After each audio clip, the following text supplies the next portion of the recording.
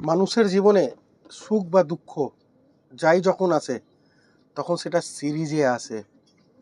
তোমরা লক্ষ্য করবে যখন সুখ আসে সিরিজে ভালো হতে থাকবে সব কিছুই ভালো হতে থাকবে, মাটিকে হাত দেবে সোনা হয়ে যাবে।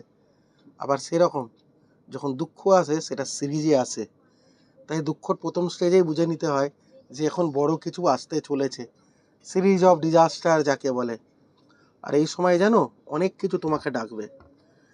যখন তোমার সিরিজ অফ ডিজাস্টার শুরু হবে তোমাকে অনেক কিছু ডাকবে। বাড়িতে বন্ধ টাকা ফাঁকাটা ডাকবে, দরজায় ঝুলানো গামছাটা ডাকবে, রেলের ট্র্যাক ডাকবে, কীটনাশক ওষুধ ডাকবে।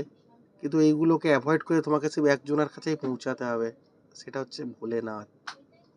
পৌঁছে যাবে ওখানে যখনই জীবনে এভাবে হেরে যাবে, দেখবে বাবা তোমাকে ঠিক বার করে দেবে।